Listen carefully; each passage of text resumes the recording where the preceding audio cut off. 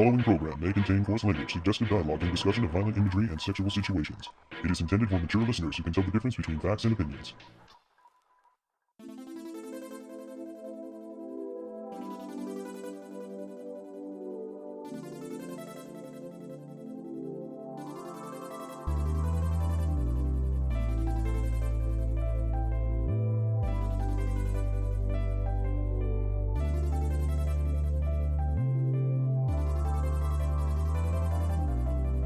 We go where the soccer's the most intense on this episode of the Toonami Faithful Podcast. I am your host, Sketch, and with me I have... That's you, Paul.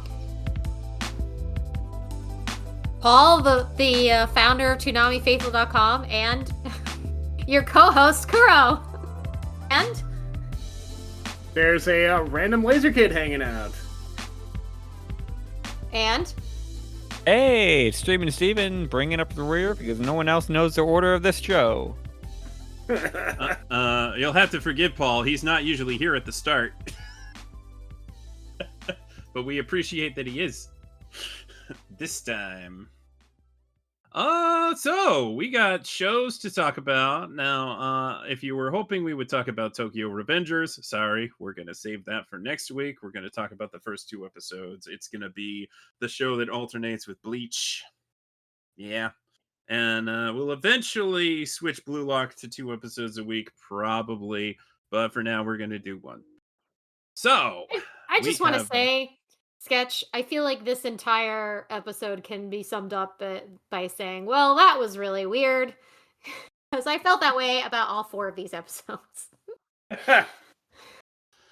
You are not wrong. It was a weird night of Toonami. Yeah. You know what else is weird?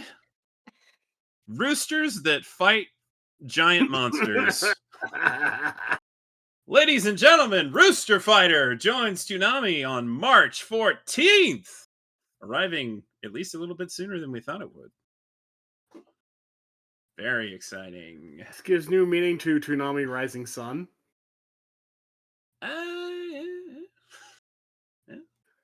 Rise with the Rooster Crow. Cockadoodle do, and it cockadoodle be doing at midnight on March 14th. A nice early birthday present for Toonami. And if you don't know what Toonami's anniversary is, why are you listening to this podcast if you don't know that? Not everybody. Every Toonami fan knows that. It's March 17th.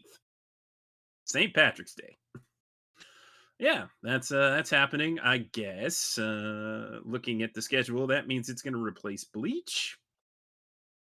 Though Rick and Morty, the anime's rerun, will also end the week before, so maybe they'll run the subtitled version then also. They didn't say. But that seems like something they might do. And I kind of hope they do. It's got a really good Japanese cast, too. So. But the dub cast, oh... Patrick Sykes, Robbie, Damon, Lucy, Christian. Heavy hitters. It's going to be good. It's going to be good. Studiopolis dub. Very good. So that's something to look forward to. There's not much else to say. The preview that they played on air was just a clip from the first episode, which looks good. Looks just as good as when I saw it at San Diego Comic-Con. Though not as on big of a screen. So not quite as good. But yeah. Fun times. Looking forward to it. It's a very Adult Swim worthy show. Just utterly bizarre. Violent. That's just perfect. Works for me. I'm sure there's some heart to it, too. As the way things go. Yeah. Looking forward to it. As I'm sure we all are. This could be the one! The Toonami original that knocks it out of the park! I mean, it's a layup, right? Because it's an adaptation, but, well, we all know what happens in the last adaptation. The less said about that, the better. Which one? Okay. Which one? Because there's many. Well, if we're talking adaptations, I mean, you could argue Rick and Morty, the anime, since that's an adaptation, but that's really more like a spin-off. But I was talking about Uzumaki, of course. Oh, well, I guess Shenmue wasn't like a disaster. It was just Shenmue's canceled. yeah, Shenmue breaks my heart every time. I want more. Shenmue Oh, was God. adequate. It Adequate? It repped the source material adequately. It was a good adaptation. Sir, I don't like your use of adequate. Well, I thought that was a mid. masterpiece. What do you want from me? I thought it was a masterpiece. It was turning into a masterpiece, and then Crunchyroll had to be an asshole. Well, no, AT&T had to be an asshole at that point. Oh, there are many assholes. Boy. There are many assholes, but let's... How many apples we got on this ship? No, but this Too topic many is so tight. cooks. We're done. I don't want to go back over it. We're done. We're done. Yes. We're done. So, looking forward to Rooster Fighter. March 14th at midnight. That probably means Primal shifts down the last 2 episodes. I mean, I don't know where else it would go. And just take Bleach's spot. And then, I don't know, maybe Dawn to Dawn replaces Primal in a couple weeks. That'd be nice. That'd be a solid hour. The cock and balls hour. Oh my god, that's amazing! That's It needs funny. to happen now. I now need this to happen. Yes, very much so. All right. On to those recaps, starting with a surprisingly not depressing episode of Primal. My favorite episode of Primal ever. Not even kidding. Yeah, it was still pretty weird. It was weird. Oh, it was So- definitely weird. Yeah. The episode opens with a burial ceremony for what can be presumed is the deceased sphere, with an emotional Fang and Mira, who's leading the procession. Also Fang's babies, who are pretty cute. Mira grieves over Sphere's corpse alongside Fang. And months pass. We know months pass because Mira is pregnant with Sphere's child. And Fang is living in the village with her babies, but they both continue to mourn their loss together. They seem to be bonded, though, which is pretty sweet. During the night, the village is attacked by these demonic board creatures, which I'm told by Wikipedia are Entelodon. So we're going to go with that. We're going to call them Entelodon. And they abduct villagers with their jaws. Fang and her babies manage to kill several, like the badasses that they are. The beasts retreat with several villagers, including a chunky child who we saw playing with the little T-Rexes earlier. The village whole council and Mira and several warriors volunteer to go hunt. So they form a rescue party, and Fang and her offspring join in tracking their scents. Meanwhile, the Entelodons bring their captives back to their lair, where there are some other captives already there, and they offer them to a giant albino mother Entelodon who eats them, and then in a really super fucking disturbing scene feeds them with her milk. And I guess the child we mentioned before escapes being eaten. And I'm also told online that the child's name is Jabu, so I guess we could call kid Jabu. Even though there's no way we could have known that from watching this episode. But anyway, Mira's group in the meantime has followed the scent through a jungle where they discover the corpses of the shaman from episode 1 alongside the skull-headed demon. And noticing the shaman staff, two of the group ignite a circle and some kind of ritualistic fire around the staff. I guess that they sort of need to, I don't know, depower it or something. So that night, Mira has a very creepy night where she gives birth and is subsequently hunted by some kind of demon and her people.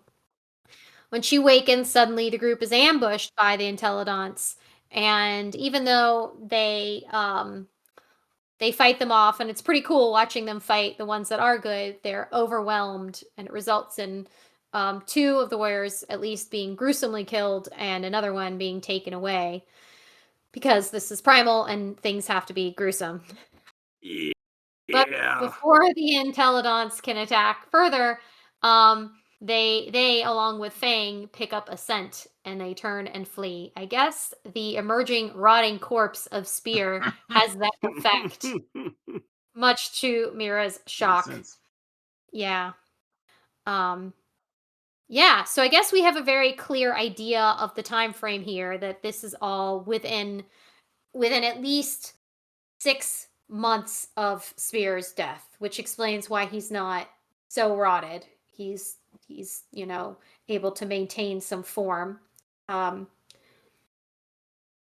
also think that Fang's babies are adorable, and I love the scenes between her and the little ones and how she's just very maternal with trying to protect them and yells at them to get out of the way when they're trying to fight and stuff. And it's just pretty cute. Pretty cute. Mama Fang.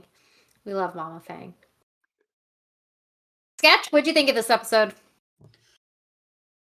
Well, first, an observation. I'm pretty sure that the demon was the Viking demon from the end of season 2 that she was envisioning. It was the God, I completely forgot Viking that. guy. That was so long ago. Mama I Boar didn't- really I be was- reminding me of Princess Mononoke. Oh my god. Also, those are the biggest teats we've seen on Toonami since Space Dandy. See Yeah. what you did there. Yeah. You remember the boob monster, don't you? Only Yeah. that one was blurred out. No, Things I they don't can get remember away with this. now. I think I Honestly, very it's selective better to memory. forget.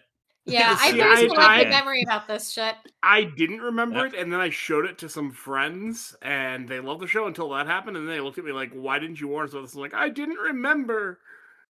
I tried to block it out of my memory. Yeah, that was a rare stinker for Space Dandy, I gotta say. I mean, the premise of the episode was fine. It's just didn't need a giant boob monster. Anyway, good episode. I like the two guys freaking out over the magic things. It's like, whoa. We gotta demagicify it. Yeah. gotta That was gotta my get take. rid I of the noticed- voodoo. They said voodoo. We now know exactly they what's said going voodoo. on. I definitely appreciate that Phil Lamar was in this episode, playing one of the villagers. Nice to hear him in a Gendy Tartakovsky show again. It's been a while. Yeah, what a what a startling reunion, right? We can't wait to see what happens next. But just one more observation. Mira used to be really pale, and she has a lot more color in her skin now, which is probably a sign of good health, if nothing else. But it's a drastic change. we're talking pre-time skip, post-time skip One Piece over here. Only the reverse, I guess. We're in the middle of the time skip before we left, but after we left, but before we came back. I am very surprised that this is happening so soon after Spears' passing, and I am too. also Go ahead. I'm sorry. So the shaman in the first episode, he looks a lot like a shaman that showed up in this episode. I believe probably in the funeral scene. I'm thinking it was in the funeral scene. So I guess he's maybe not a member of this tribe, but maybe like a friend of this tribe. Because where his is all whole this tribe taking place? Yeah, and yet he his knew whole tribe where got Spear wiped was? out. Yeah, But he knew where Spear was. Like, I'm really confused about the and location of all of this. how did how did how did Mira in particular or Fang in particular not realize that Spear's body was gone? You'd think that one of them would have noticed. Yeah, I have questions. That's not quite adding up for me, but I guess I don't have to think too much about it. Still, it's yeah, because you got to thinking that like Mira's whole clan had been wiped out, long dead, and and Spear's body was just the one that remained. But no, that's not the case. So that's interesting.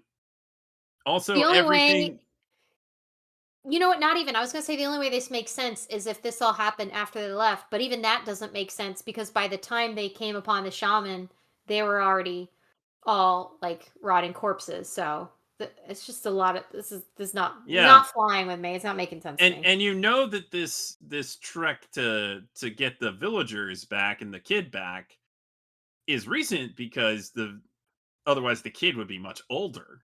So yeah, this all had to have happened pretty recently. I don't know, but it's nice to get weird pieces timing here of the timeline here. But ooh, awkward reunion incoming. Not sure if I'm ready for that, but I guess it's gonna happen. But yeah, I liked after the first 3 episodes. I really like focusing on other characters for a bit. I really like that. I really like seeing Fang and Mira and what goes on in this tribe. You know, harrowing times. You know, with all the abductions, but I was also genuinely surprised that they, that they were taking the food to Big Mama. It's like, oh, well, I guess that makes sense why they didn't eat them all at the time. It's like, what? How are they surviving long enough to go somewhere? They're just in their mouths. That's kind of crazy. Yeah, good episode. Solid episode. Great action when it happened. Good sentimental moments too, and really really disturbing imagery at times, as is the way with Primal.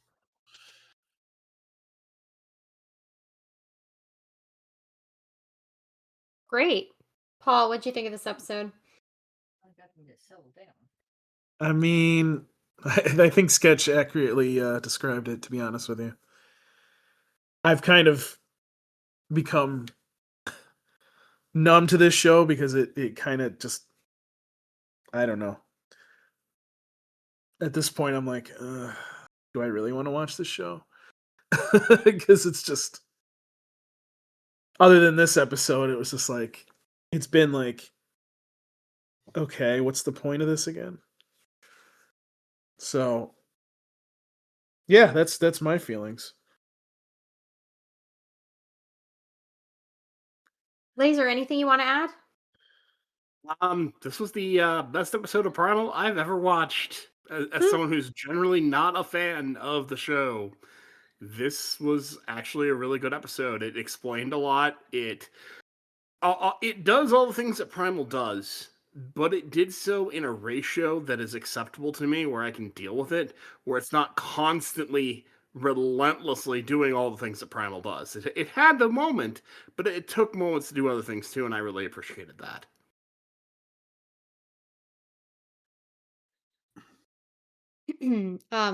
Steven. Hey, how are you doing? How are you doing? I'm doing okay. No. It's how you doing? How you doing? How you doing? I'm not gonna how you doing it, Steven. You're just making it weird now. Don't make it weird. We're this is the Toonami Faithful podcast. It's weird. Continue. These are weird Yeah. episodes. I Yeah, mean, wait a it- minute, wait. Pause for a minute. This is coming from the girl that was like drooling on the podcast. All right. Why are you Did acting you like look that's that way? weird? That's not weird. That's like normal. Like there's nothing that was objectively the only thing interesting about that whole fucking episode, okay? And I Mhm. stand by that. I Mhm. stand by that. Mhm. Anyway, Continue. let's move on. Primal. yeah.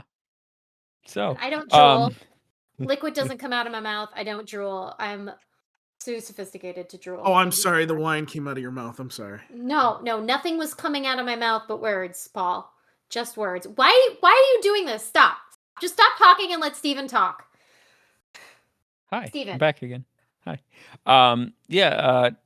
What stood out with me to this show, what really stood out with me was how the episode connects back to the first episode, because you can kind of place that point of every time Spear heard a roar to what happened was going on that far away. So you can kind of, that was every time there was a roar, every time something happened, he heard that. And, after the shaman woke him up, there is what you said, Kuro, and everyone else said, there is a time discrepancy that does not make sense.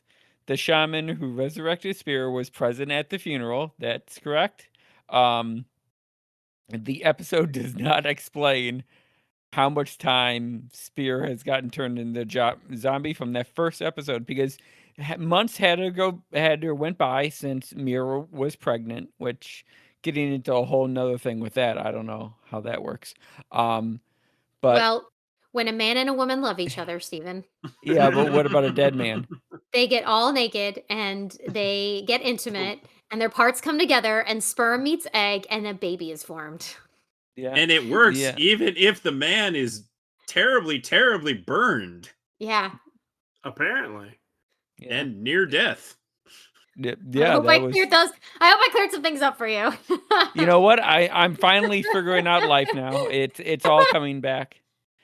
Yeah, there's something weird about the time discrepancy in it. I mean, I don't.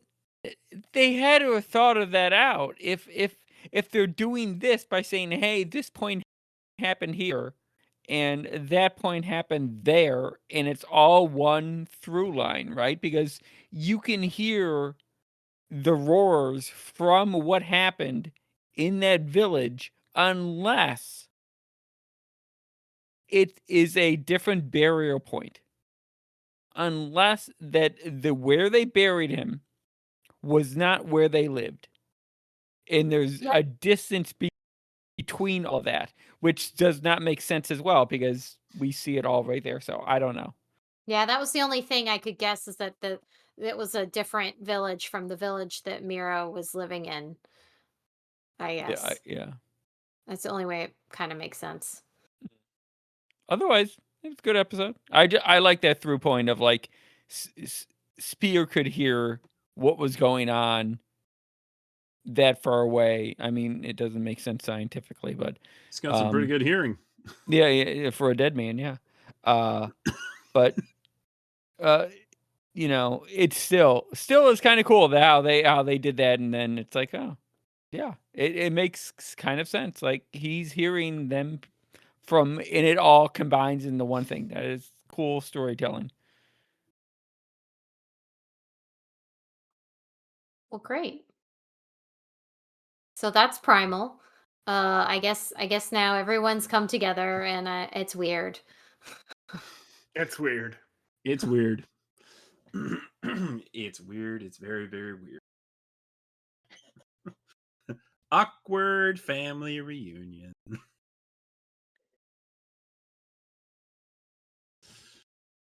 Okay. Are we gonna lock in now? Let's do this. Heck yeah, let's lock in. In the first episode of Blue Lock, titled Dream, Isagi is the guy we're following. We see him playing a game with his team that is like the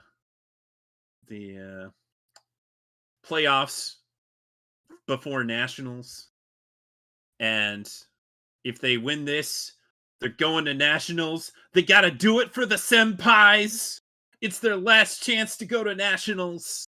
You know the story. Well, heartbreakingly, they do not go to nationals. He has a moment where he could take a shot, but he's thinking, no, I'm a team player. We play this game. We have 11 players. It's a team sport. I should pass the ball. And yeah, that's a good thing to think.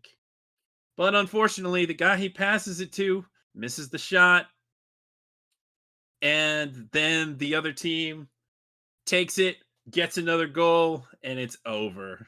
The game is over. And he sees the MVP of the other team getting interviewed and talking about how he's got a promising career ahead of him, but right now he's just focused on nationals. And hey, I wouldn't be here without these guys. He's that guy. I'm sure that's not a mask at all. Well, despite that loss, Isagi gets invited to some kind of thing going on with the Japanese national team. And he is invited to this peculiar situation. And wouldn't you know it, he bumps into Akira when he gets to the facility. And Akira's like, oh, wow, man, I didn't think I'd know anybody here. You're from the other day at that game. You were good. So, he's being buddy. He's being nicey nice. And again, when's the mask coming off? I feel like it's coming. Well, they go in, and suddenly they are greeted by roughly 300 other guys that are all here for the same thing as this just self-professed weirdo, Mr. Ego, comes out and welcomes them all to Blue Lock. He also makes a point of shaming the national Japanese team, which makes Akira and some of the other boys get really mad. It's like, hey, those guys are our heroes. How dare you say that? They're a good team. And he's like, a good team? One that's never won? They're garbage. Now, Japan's team has wonderful teamwork. That is true. But what they're missing is a totally egotistical striker. You need the best striker in the world to take Japan's team to the top. Now, a lot of these young men are like, whoa, we got nationals coming up. I got to go play on my team. He's like, no, fine. But it's pretty small-minded to think, oh, my high school career in soccer is so much more important than becoming the greatest striker in the world. But okay, if you feel that way, then lock off. That's his way of saying go away. That's his way of saying leave or you're removed. But Isagi, he starts thinking, no, this ain't right. No, this is messed up. But then he starts getting this look in his eyes. And as Ego opens up the facility where they will be transformed, he's the first one to run. What they say about every hero is that their body moves before they think. That's what they say about a hero, right? In Hero Academia, they do. Yeah. And this guy's voiced by Lemillion, so that works. Rico Fujaro. Isagi enters his room. There are multiple rooms with his little uniform. And he's got his little number. And it says 300. He's like, oh, cool. No, 299. Cool, I'm 299. Well, he soon realizes that means he is basically second to last in the program. Congratulations, you did it. Yeah, you scraped by, buddy. You scraped by. And number 300, who I affectionately call not Connie Springer, doesn't want to become a monk at his family's temple. And boy, he sure looks like he'd be the part. But he doesn't want to become a monk in his family's temple. He wants to become a great soccer player. He doesn't want to be trapped in that life. You know the story. Don't want to do what the family wants you to, yada, yada. So this is his shot. He's never had another shot. So it's very important to him. Mr. E comes on the screen and talks about how we're going to test all of your skills to figure out which one of you's the cream of the crop. And the top 5 will play in a special tournament and will be registered as forwards in the U20 World Cup, which is a heck of a thing to suggest. It's like Squid Game for soccer strikers. Is really giving me weird vibes there. Yes, it's exactly that. Minus the where you're going to get yourself killed. Yeah, minus the death, I guess. You might get seriously injured, though. Yeah. So he then goes on to explain, if you fail, then you are never allowed to represent Japan on the national stage. You'll never play on the national team, ever. Now, I'm not sure how he can ensure that, but that's his threat. So, in order to start the the weaning, there's a little tag game, and number 300 can't tag anyone for a bit and thinks that the sleepy guy is going to be an easy target. But then the sleepy guy springs into action like a cat and hits him pretty hard. He's like, whoa, man, that's a foul. He's like, nah, all he said was you can't use your hands. No handballs. Didn't say anything about not fouling. Appreciated he whined just like a real soccer player about the foul. Right. I don't see any birds on the field. And Ichi Bakugo shows up as like, hey, I want a good, clean game. None of that funny business. And as he's berating the sleepy guy, Ichi Bakugo gets kicked by the ball because he's not paying enough attention. Oops.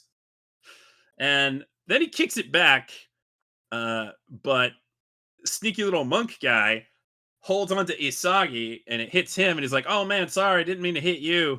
He's like, all right, whatever. I gotta do something. Time's running out. Got about a minute left.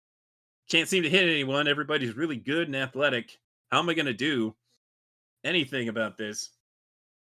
But then 300 gets a sprain and he can't move for a bit. He's like, whoa, time out. Please, wait, mercy. And Isagi's like, mercy? But then he thinks about it. And he gets this crazy look in his eyes again. And comes to the conclusion that if he's gonna get stronger, he can't take out a weak opponent. He's gotta go for a much stronger target.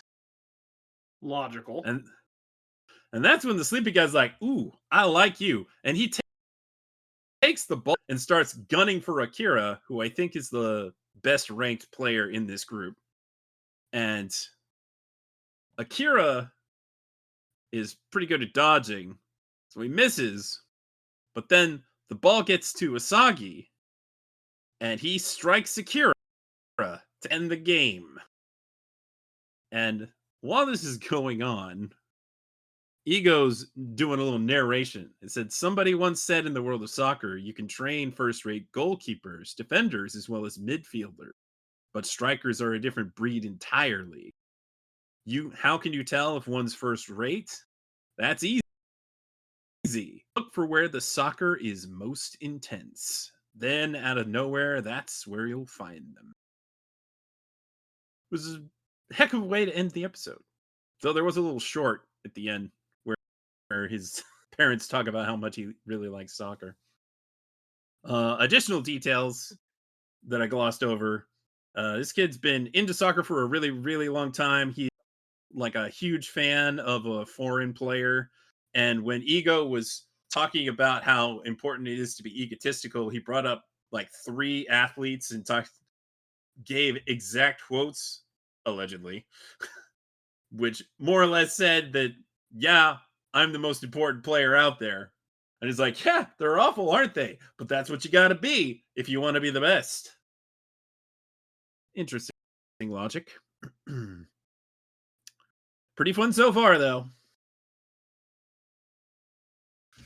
Kuro, what'd you think of the first episode of Blue Lock? What is Ego's deal? Like, He's a weirdo. I don't know. He's a fucking weirdo, man. I have to say, the only thing first of all, I am very ambivalent about soccer in general. All I could think of the whole time I was watching this is, man, I wish this was about baseball instead. I second that. Yeah, I was completely uninterested in all of the talk. Like, he kept going on about, strikers needed to be egoists, and he was like listing them, and I was thinking, like, yeah, these guys are a bunch of assholes. Why would you want to aim for that? But I guess that's the whole point, right?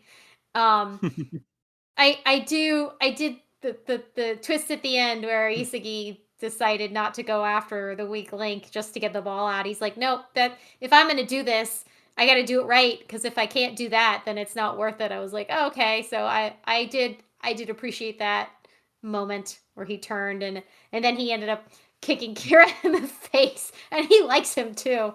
So we're a good step in the right direction to being a total asshole. Like, that's the way you want to go. That's exactly how you do that.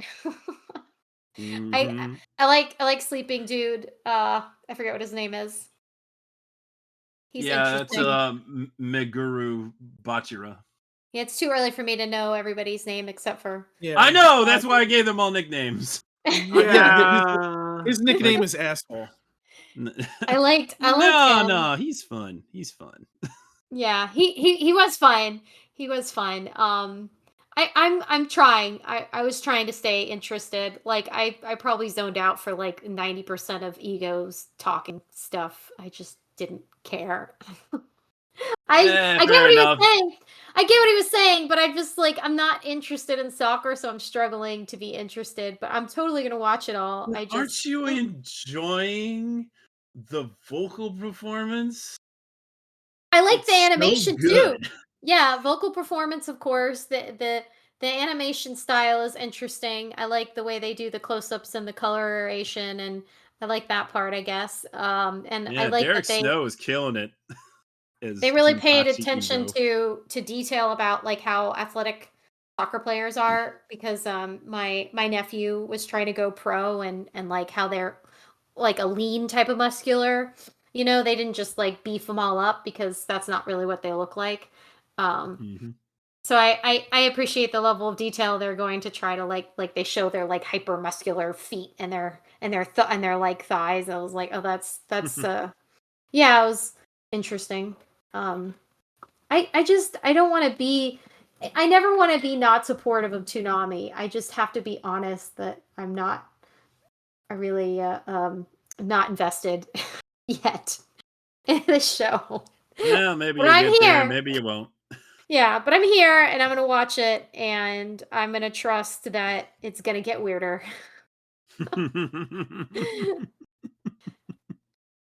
Oh, probably. So not Connie is Igarashi, and not Bakugo Ichigo is Rensuke Kunigami. There you go. There's the names. The important characters so far. Igarashi was the monk guy. Yeah. Paul, what did you think of the first episode of Blue Lock? I was starting to think that we were watching an episode of Pokemon for a little bit there. I want to be the very best. Like no one ever was. And then it turned really psycho, and I went, "Ooh, this is definitely not Pokemon."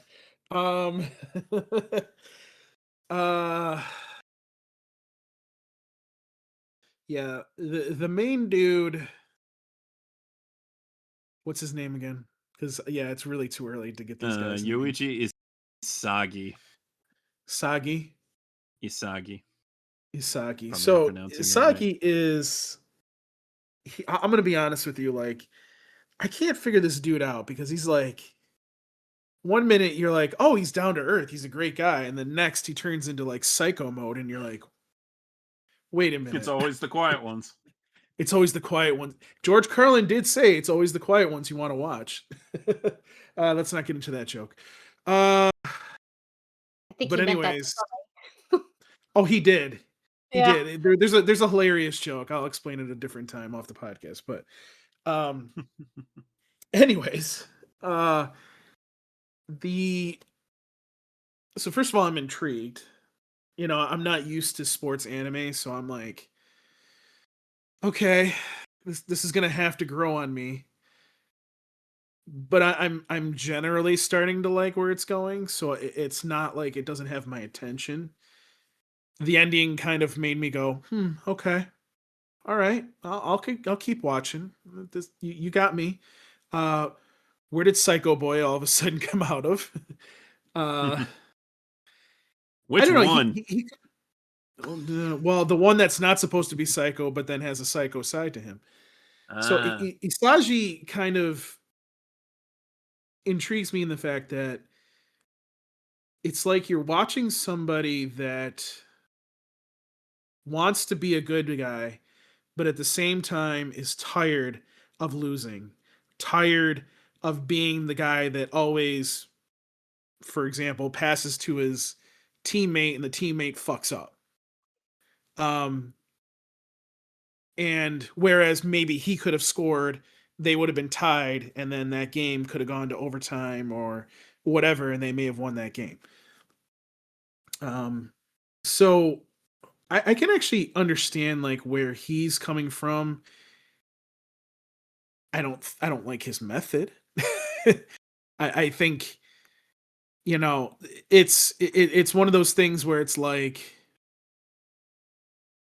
I almost feel like Blue Lock is a way to bring out the evilest, most fucked up version of a soccer player that will dominate the game, and in the end will make it so Japan actually wins a World Cup. And I get what the end goal is to that, but it feels like it's just gonna hurt someone's psyche and destroy insert person by the end of the day. Oh, And yeah. it's starting to do that to Isagi, and I don't know I don't know what kind of rabbit hole he's gonna go down by the time we get to the end of the series. So yeah, It's I'm not. intrigued. It's Isagi, not Usagi. Rabbit Isagi, hole. Usagi, whatever. I don't care. He's Yeah, in the I mean, rabbit hole though. he's He's blue lock pilled. oh my lord. Oh god. It's like he's slowly turning into a zombie. Yes. What do I do, master? Yes. Like, you know, it's starting to become into that. So it's like, you know, where do we go next? What are we doing here? Are we going to actually have this psycho version, or are you going to come out of this and actually a better person? I don't know. We'll have to wait and see. But yeah, like I said, I'm intrigued. I'm intrigued to see what the story brings me, and how this story progresses going forward. Steven, what did you think of the first episode of Blue Lock? I'm in, baby. This He's in. man, He's I'm locked in. I like a it. goal. Yeah, this, as much as I'm not saying that I don't like sports animes. I liked Ice Shield 21 when I watched I think a bit of it on Toonami Jetstream. So I think I seen like 2 episodes on it. I liked what they were trying to do because I played football back in the day, and so I knew how to do it. Soccer is a whole different thing. I still don't understand it. You kick one ball into the other ball net and all that, and so that's kind of how it works. But this is like My Hero Academia with soccer. every character is an anime character. You can tell by their hair. You can tell each one is crazier than the next one. And it's like, this guy has to rise through the ranks. And by the end of it, I assume that he's going to make a team full of all these ones and have to, you know, he has to become a teammate, even though it says all about ego and everything else. I think there's something more to it than that. But man, right now, this is like this is a battle royale with soccer, and it seems fun, man.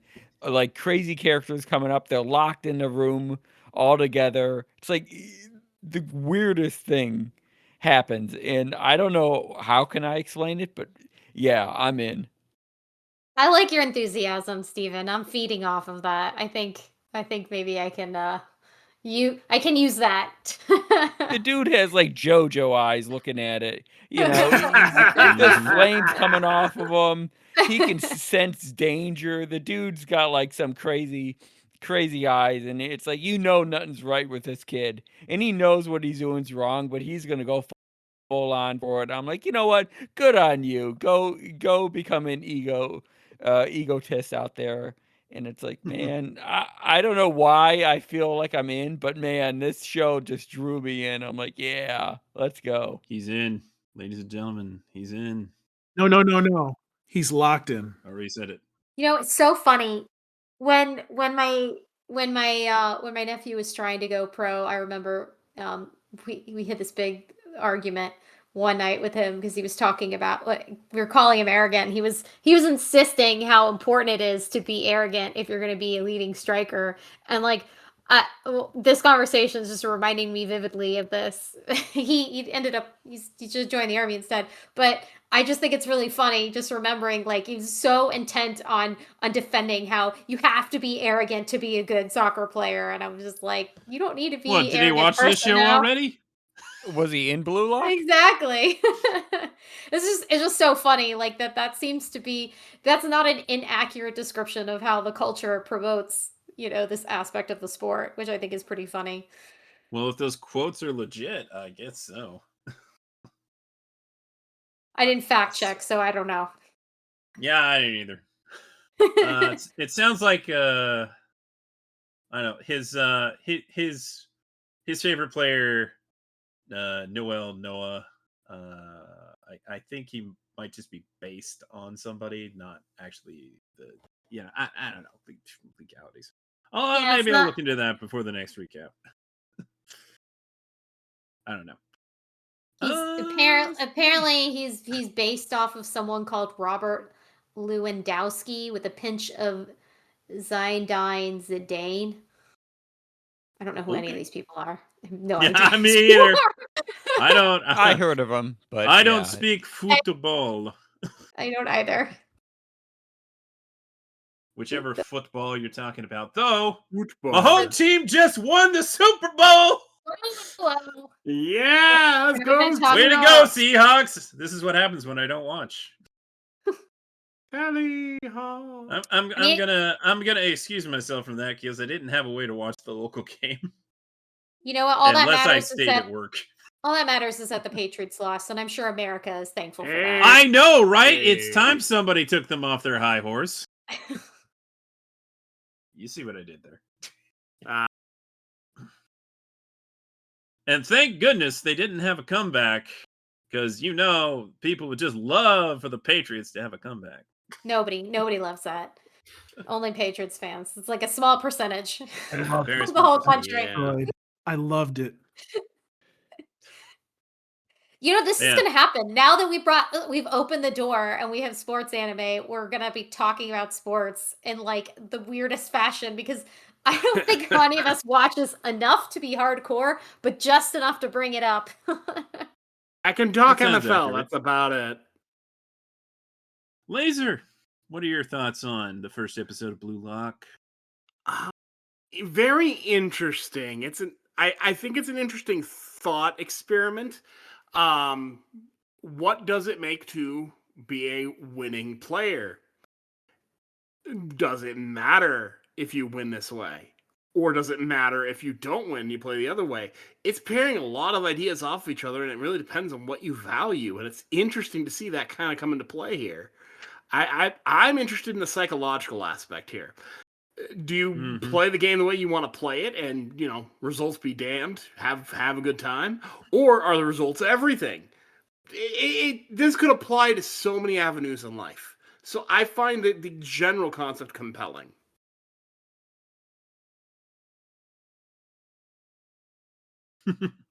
Mr. Hi, AJ guys. Tibbs had a nice comment here. If I can give a suggestion, don't focus on the soccer too much. This isn't a card battler or a Gundam. They're not trying to sell soccer to you. It's just a tool to tell the story. That's kind of the Enough. feel I was getting. Sure, but I do think it is kind of essential because the story is focused on an element of soccer that is having an egotistical striker that's kind of critical part of the sport. So I do think that's kind of an important factor. This isn't me disparaging the sport at all. It's just I would rather watch anything else. All I I gotta soccer say and is don't the necessarily like watching it. all the really low scores in these soccer games. I was like, yep, that's accurate. Yeah. No points on the board. It's 0-0 or it's 0-1 so or 0-2. it was a Super Bowl for most of the Super Bowl. Oh god. Yeah, that was a game. I mean, and I am surprised too that they did pick soccer because like there's so many baseball anime out there that could have worked too. I've only watched like one and a half of them, but I know Not they're there. too many that are actually dubbed. Sports anime in general getting dubbed is pretty rare. Yeah, sports anime being I almost can't hardly believe they didn't get Haikyuu. I know that would have been interesting. I know volleyball is not like a really popular sport per se, but Haikyuu is a really popular anime. If you wanted to go low cut, good sports anime too. I got into was Hinamara no Sumo. That one was fun. I'll never get my dream of seeing Keijo on Toonami. Alas, the butt sports game. No buts about it. Ooh. Yeah. So I know I keep talking about how I keep expecting Akira's mask to fall off. It kind of does towards the end there when Isagi's got the ball and he's like queuing up to take out Igarashi because he's pinned down with the sprain, and he's like, "Do it! Shoot the ball at him!" It's like, bro, this is gonna end this guy's whole career, and you don't but it's not care. Me. See, it's not me, so it's fine. Right. Well, Akira's only here to prove this guy wrong. Well, according to the rules, you're not here anymore. Though they could throw a curveball at us. Yeah. I think it's a very good first episode. But I'm looking forward to what happens next. It is just pure shonen. Except for the teamwork aspect. We're dialing that down. No teamwork here. There'll be teamwork eventually, I'm sure. I'm sorry. You There's can't gonna have to be. There's gonna have to be teamwork at some point. How many soccer tests can you do that won't involve teamwork?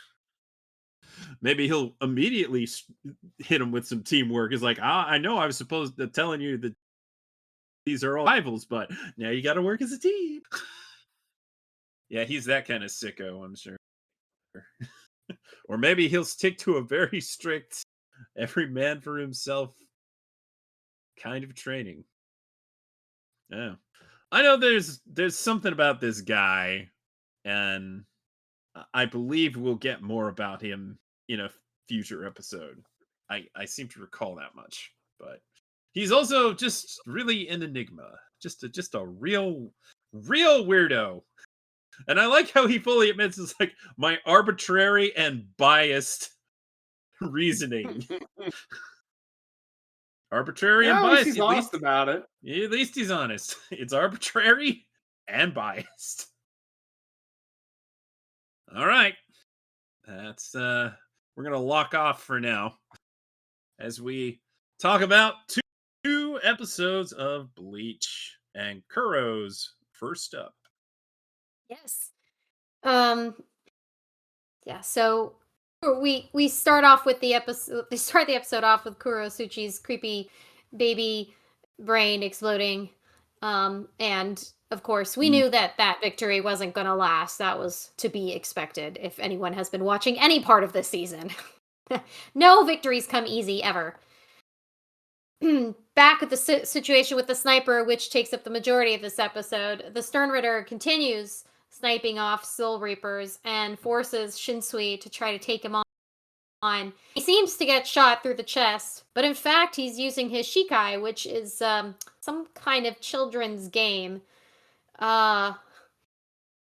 He's not in fact shot. He comes up right behind Sternritter, whose name is Lil, and Nanao follows him, but he instructs her to continue onwards with the rest of the group, and she promises to come back and support him. Sorry to interrupt you because I mess this up all the time, but he actually said his name in this episode and he pronounced it Lee. Yeah, I saw that. I couldn't remember how he pronounced it, but it was definitely different than what it's spelled as, because there's no J. And I looked it up because he said it, and when I was rewatching it, and I was like, wait a minute, what I'm reading says something different, and then I couldn't remember, and I didn't rewind back, so I'm just gonna call him Sternritter X. That's fair. Yeah. Any case, yes.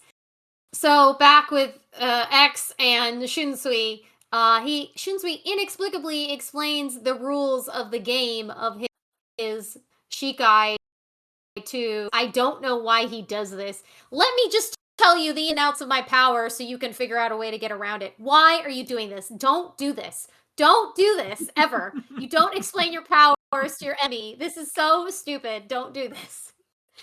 I'm not even sure I really Captain. understand. Why is he doing this? Yeah, he should be smarter than this. I'm not even sure I understand it, even with the explanation, but it seemingly seems to get it, and they kind of have a back and forth where Shinsui, taking him on, manages to cut his rifle, but then he learns that the gun is actually an energy construct made up of his reishi, and so while he manages to impale him, Shinsui manages to impale X. Then he opens his other eye, which is somehow, a really bad thing. Always with the eyes! Such bullshit! Yeah. He elaborates that opening both of his eyes somehow makes him more powerful, and brags about being the first Quincy to have received powers from Yubaha. Talk about self-aggrandizing, man. Whew. He then activates his Volston dig, turning into a biblically accurate, angelic, 8-winged being. I love that. He actually reminds me a little bit of Dialga. Yes. Yes, I was Yeah. like, this guy looks like he belongs on the box of a Pokemon game. Since we're doing those references. Or perhaps down in the Golden City in Maiden Abyss. Yeah. And freaky human supposedly at this form, he cannot be killed by any weapon. And for a moment, Shinsui is frozen in place and severely wounded. Back with Ichigo, we get a brief, quite frankly, pointless scene where Ichigo catches up with the Sternritter he was chasing, whose name I've already forgotten and forgot to write down. And nothing actually happens there. I don't know why we had to see that at all. I actually wanted to focus on Shinsui because. Oh, you mean Askin? Askin, right? Yeah, Mr. Askin for an ass. I wasn't asking for this scene, so there we go. It will be fatal. Having been, sorry about my cat. having been gravely injured by this new form, Shinsui is forced to use his Bankai on Cotton Kyokotsu. Yes, Kitty. Shinju, I'm really sorry. I'll deal with that in a minute. He envelops the bar belt with this power. Everybody feels it. This is a very serious moment, guys. Ignore the cat in absolute agony for no reason. You're fine, Aries. You're fine. There's nothing wrong with you. I don't know about that, Kuro. He's a drama queen. Just give me a minute. I'll take care of you in a second. Shinsui's Katen Kyokotsu Karamatsu Shinju is this kind of theatrical play, and it is composed of several acts, and it is quite animated. The sequences where it's sort of showing the Japanese style of play acting. I just want to make sure that's emphasized because they do switch settings. He's literally pulling Stormrider X into this setting, and the first act, Shinsui reflects his own injuries back onto the Stormrider, which is very satisfying to watch how dismayed he is. And just like that guy on Mashal. Yeah. The second act, he infects him with some kind of illness, and then in the third act, he plummets them both into this infinite sea where Stormrider is desperately trying to get to air and is unable to flap his Dialga wings fast enough. At that point, Shinsui's Bankai, as well as Zanpakuto's form emerges. Her name is Ohana, and she's kind of talking in sequence with Shinsui's with his speech. And at that point, he enacts his final act, which pulling a throws of regret, uses it to explosively decapitate Stormrider in an extremely satisfying manner. So now that's the end of him. We actually killed a Stormrider, finally. Good fucking riddance. But Shinsui then collapses exhausted, and he is then comforted by Ohana, who wraps her arms and her bosom around him. Alrighty. I'm going to start First with she tries Paul. to take his eye. Yeah, she does. But she has only one too, so maybe she was trying to make up the difference. Paul, what do you think of this episode?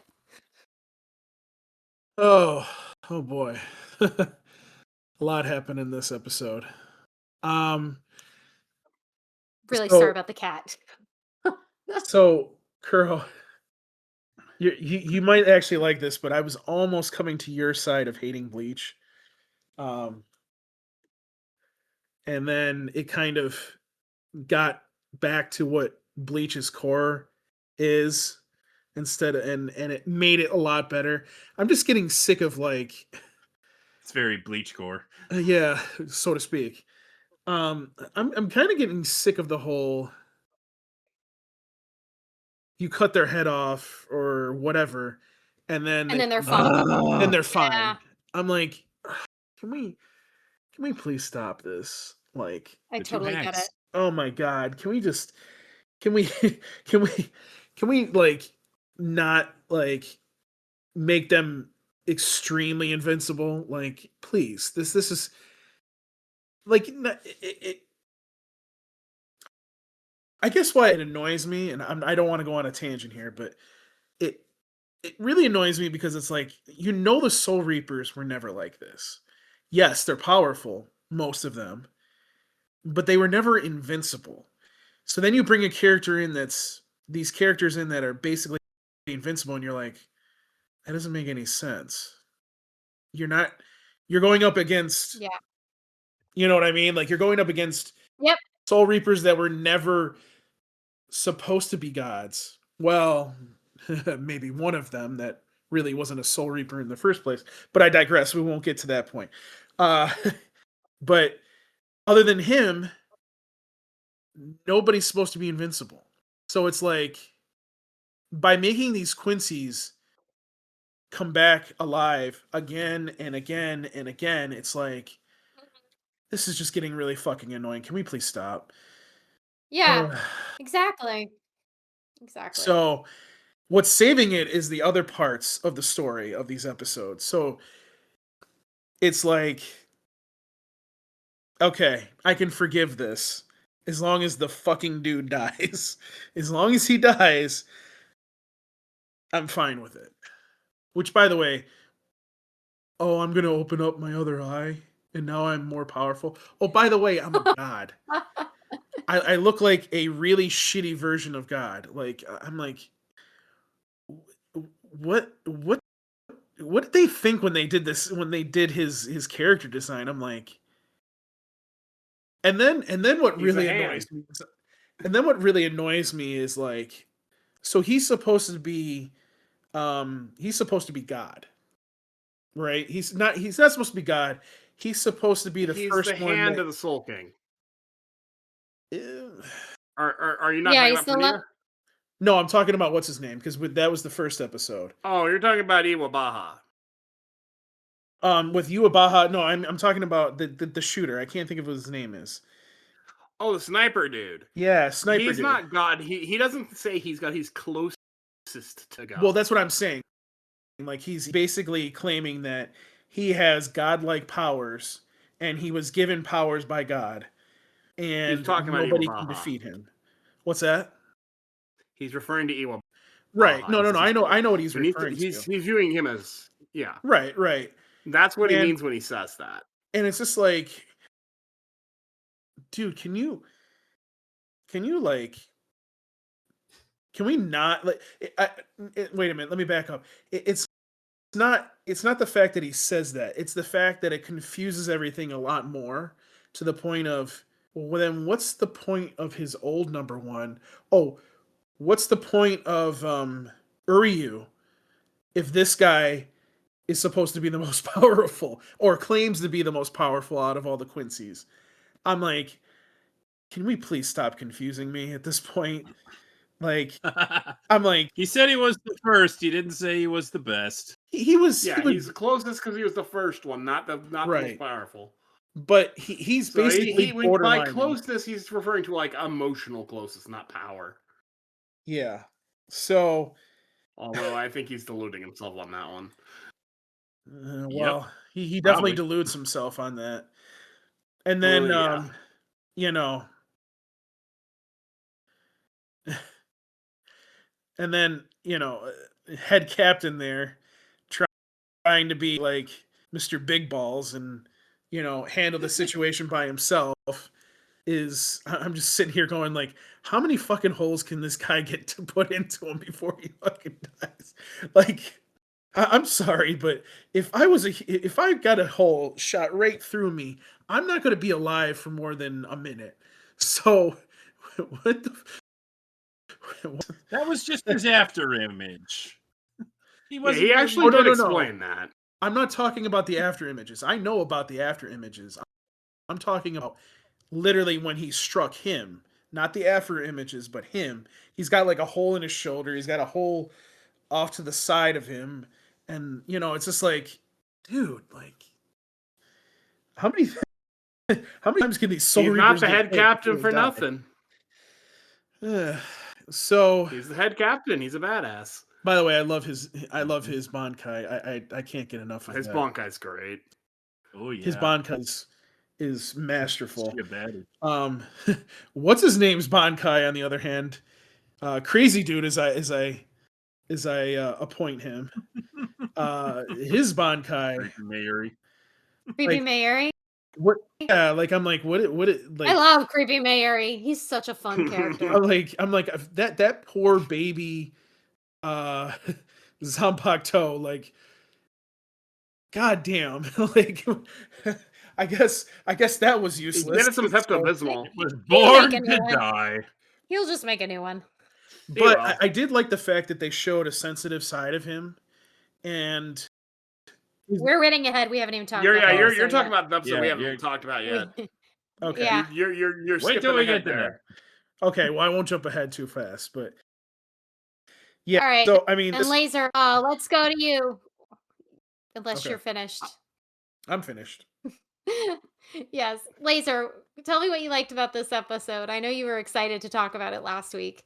Been dying to talk about it because you kept saying all throughout this about how we need victories, and you get this amazing victory. And it's not just a victory like, oh, he barely beat him. No.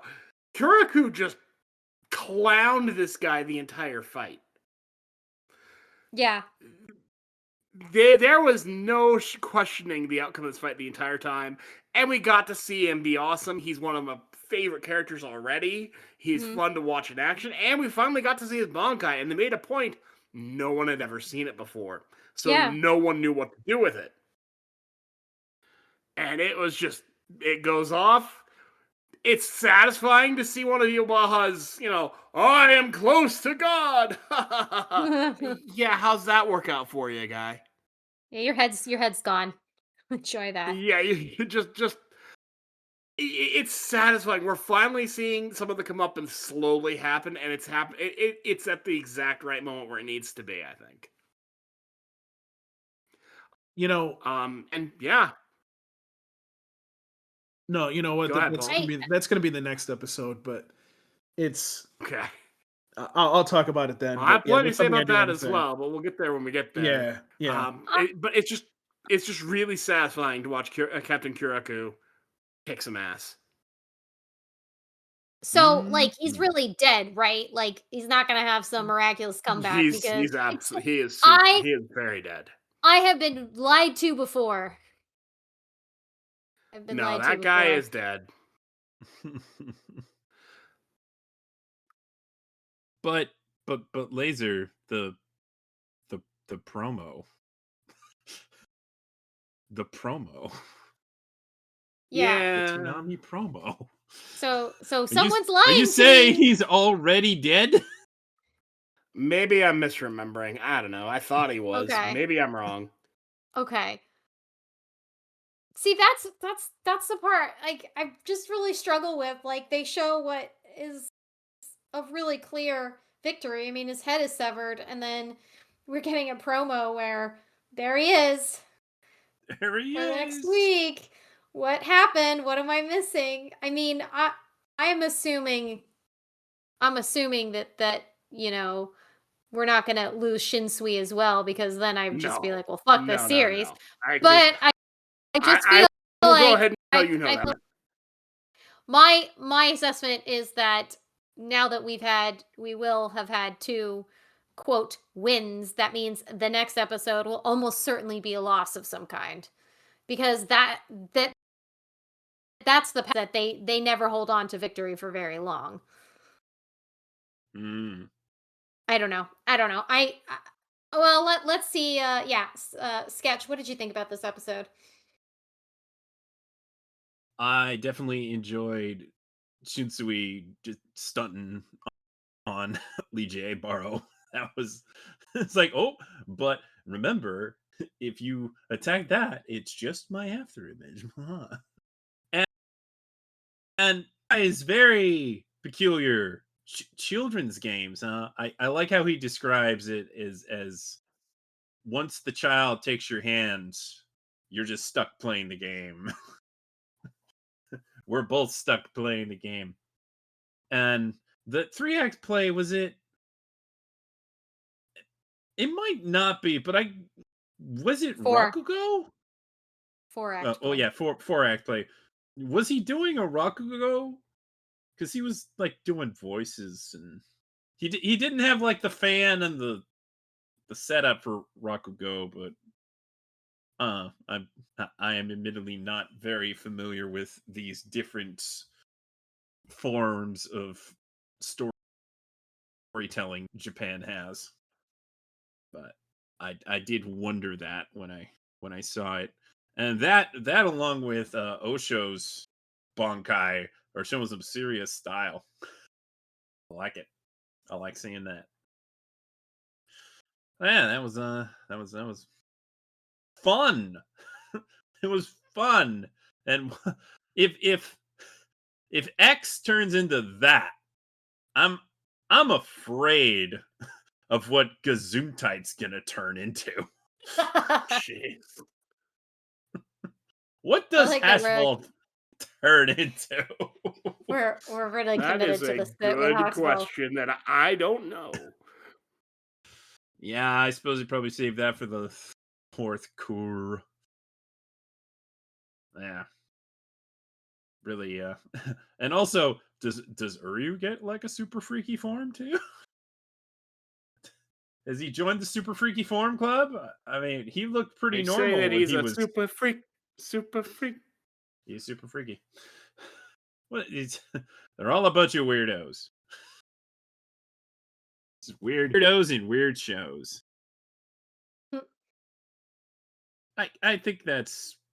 Oh, I did like Shinji kind of reassuring everybody, saying, "Hey, if the old head captain was doing this, he would also tell us to stay behind." I love He'd that also scene. say, Yeah. What would Shinji Captain was ready to Ukitaka nope say? out of there. He was done. I feel He was I feel Shinji's talking like he could be the next head captain. he probably wouldn't be a bad candidate compared to all the other options after Shunsui, but we want Shunsui to live. We need that guy. That guy is just the MVP. He really is. He really is. Who's left to go? Steven. Man, I don't know what's happening in any of these episodes, but it's beautiful what they're showing. That's Yeah, fair. like, dude, it's like a bunch of Highlanders fighting and they're cutting people's heads off, and it's like, one of them's gonna win eventually. But dude, that animation is like fantastic. It is. They're really selling it with the art, the animation, I would say storytelling if I knew what was going on. Um, it's beautiful. I like I said before, I like how they get the title sequences in. Sometimes they fit them in, sometimes they don't. Um, what's going on with like everything? So it's like there's a way to keep track of like kind of like everything that's going on. It's all intertwined and everything. It's fun to see all that stuff. Really no comment on like any of the story, but the dude saying I got a bow, sure, dude, yeah, let's go with that, whatever. But dude's looking like a Pokemon. But I mean, hey, it's like someone's probably playing Pokemon at the time. You know what? Let's make them into something like that. It's like, you know what, dude? Yeah, let's go. And it's like they just went out like this is his Bond guy. I mean, hey, yeah, you know what? I don't really care. At this point, it's like not like get it over with, but like, you know what? If you're gonna do something like this and like make overpowered villains that like no one can defeat, go with it, man. Just run with it at this point. Oh man. I just thought somebody should make a mock-up of Stern Ritter X on the Pokemon X box and have it say Stern Ritter X. That would be so good. And then you can post it on X. No, we don't call it that. I don't in any other circumstance. In any other circumstance, I wouldn't. But the meme. We're all doing right. X That was a fair setup. Yes. Okay. On to the next very weird episode of Bleach. Yeah. Oh god, no, this one is weird. As you may recall, Creepy Mayuri's giant baby, Ashisogi Jizo is what it's called, has eaten Pernita, the left hand of the Soul King, and Mayuri asks how's its tummy doing, and muses, it's a good thing that you were born without teeth, because chewing would have multiplied Pernita's parts, and you wouldn't survive that. Well, still doesn't survive, because Pernita blows up the baby from the inside. Yikes. And it's all like, ha ha ha ha ha ha. I am Quincy. I kill enemy with bow and arrow. All right. Oh god. And Creepy Mayuri's like, no, I didn't forget you were Quincy, but I can't believe that the left arm of the Soul King would so proudly pronounce himself a Quincy. And he's like, hey, I want you to stop talking trash about Quincy's. And Pernita's voice patterns keep changing. And Creepy Mayuri realizes that it's probably evolving. And that's worrisome. And now it's firing arrows with the nerves attached to them. Great. So if you're struck by one of those arrows, goodbye at least one body part. And sure enough, Mayuri can't dodge well enough and loses an arm, rips it off immediately. And then there's another moment where he can't dodge another arrow, and Nemo jumps in to shield him. And Mayuri's like, hey, who told you could do that? Who told you to step in? Do you realize how much work it would be for me to make another one of you? You're so advanced at this point. Do you realize how tiresome and what a toll it would take on me? It's like, you're kind of making this all about yourself here, buddy. I feel like that was him masking his daddy vibes. He totally was, but we'll get to that. Yeah. He refers to her by her name, Nemuri number 7. And we flash back to Nemu's birth, and she's overjoyed to receive the name number 7. So Nemu says, now, there was a reason that I did this. You forgot your Hojikusai, which is an injection that he could use to grow a new arm. And she takes one too, because she's also lost an arm. And Nemu mentions that he's not as prepared as usual. And I love this. Creepy Mayuri says, that's very observant of you, and also very creepy. You are one to talk, buddy. I thought of you when I heard him say that. I'm like, oh, Sketch is going to comment on that. And also very creepy. So Creepy Mayuri zips around on his, like, reishi while trying to avoid nerves, and is spraying a highly concentrated anesthetic, which will unfortunately also affect him, but he realizes that's he just has to deal with that. And he tasks Nemu with injecting a coagulating agent that can affect one of the arrows. And she does that, which causes the blood inside of Pernita, as Creepy Mayor is determined it at least has blood in its veins. So if you coagulate all the blood, you can kill it. But then Pernita starts talking like Kenpachi Zaraki. Uh-oh. That's bad. It would seem that anything that Pernita has infected its nerves with, it's adapting parts of those individuals and those things, and that is not good.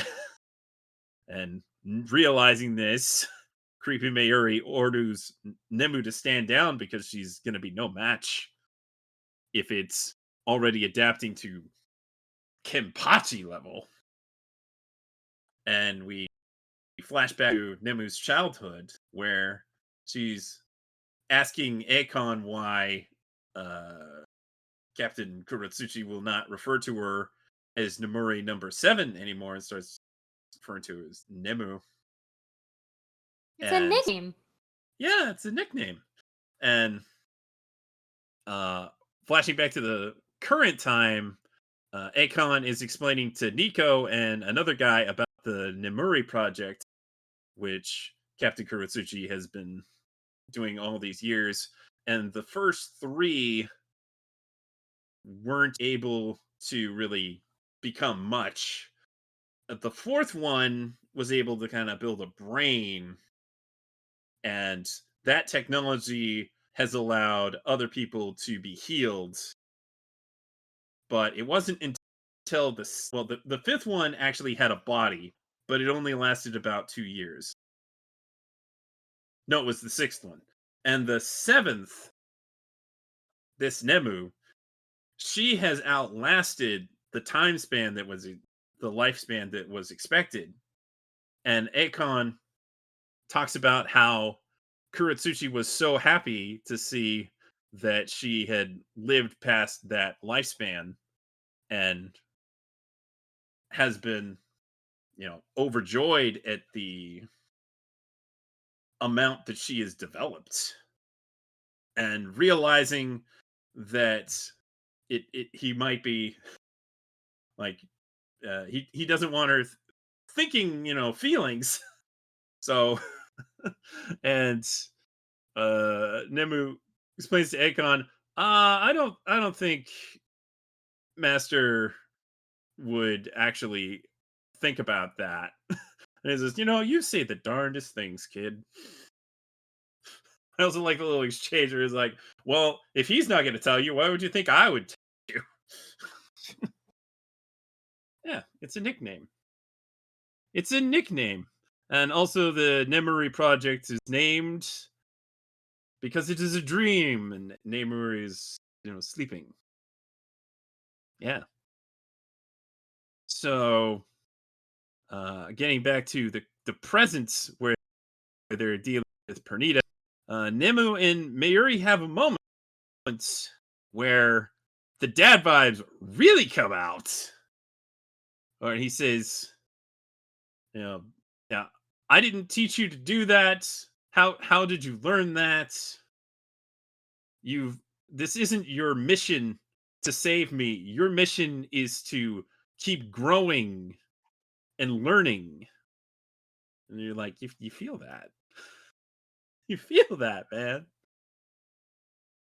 But he kind of resigns himself to letting Nemu take care of it. As Nemu fights Pernita using a fraction of her soul, she fires 6% of her soul to blast it into pieces.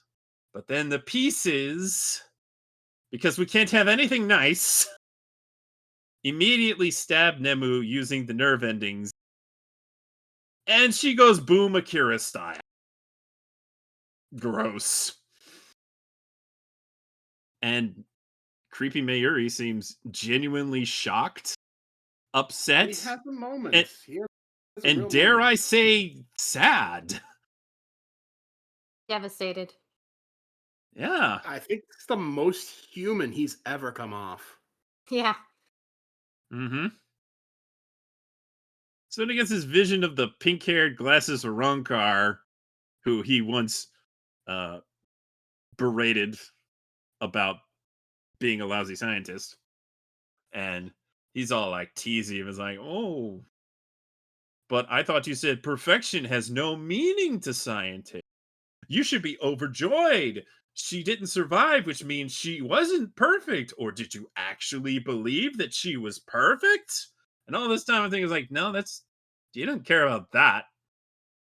He's sad because He his cared. little he cared about her. He Mhm. didn't want her to die.